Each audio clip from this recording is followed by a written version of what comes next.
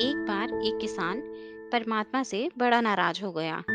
कभी बाढ़ आ जाए, कभी सूखा पड़ जाए, कभी धूप बहुत तेज हो जाए तो कभी ओले पड़ जाएं।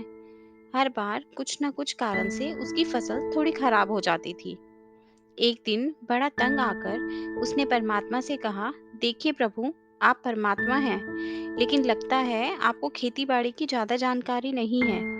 एक प्रार्थना है कि एक साल मुझे मौका दीजिए, जैसा मैं चाहूँ वैसा मौसम हो, फिर आप देखना मैं कैसे अन्न के भंडार भर दूंगा। परमात्मा मुस्कुराए और कहा, ठीक है, जैसा तुम कहोगे वैसा ही मौसम दूंगा, मैं दखल नहीं करूंगा। किसान ने गेहूं की फसल बोई।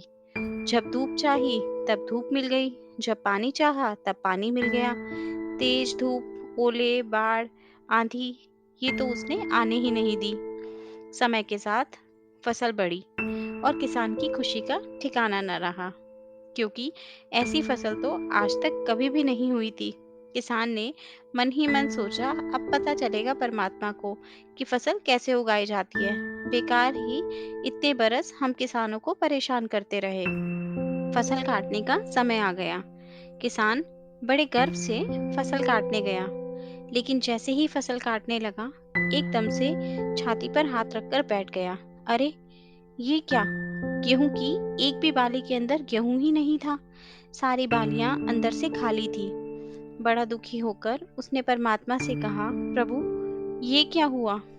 तब परमात्मा बोले, ये तो होना ही था। तुमने पौधों को संघर्ष का जरा सा भी मौका नहीं दिया, न तेज धूप में उनको तपने दिया, न आंधी ओलों से जूझने दिया। उनको किसी भी प्रकार की चुनौतियों का एहसास ही नहीं होने दिया, इसलिए सब पौधे खोखले ही रह गए। जब आंधी आती है, तेज बारिश होती है, ओले गिरते हैं, तब पौधा अपना अस्तित्व बचाने के लिए संघर्ष करता है, और इस संघर्ष से जो बल पैदा होता है, वही उसे शक्ति देता है, ऊर्जा देता है, जिसकी वजह से उसके अंदर नए बीज पैदा होते हैं। उसी तरह जिंदगी में भी अगर संघर्ष ना हो, चुनौती ना हो, तो आदमी खोखला ही रह जाता है। उसके अंदर कोई गुण नहीं आ पाता।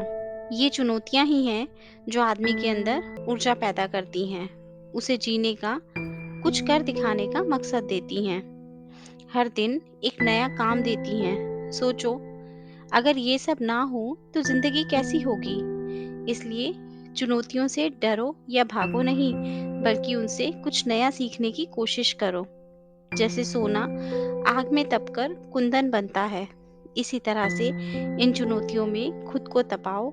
फिर देखना, आपका वो व्यक्तित्व सामने आएगा जिसे दुनिया सलाम करेगी, और आप खुद उससे प्यार करोगे।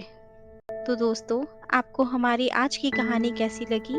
आप हमें कमेंट करके ज़रूर बताएं। हमारे चैनल पर नए हैं तो हमारे चैनल को सब्सक्राइब करें, और ये वीडियो अच्छी लगी हो तो दोस्तों के साथ भी शेयर करें। धन्यवाद।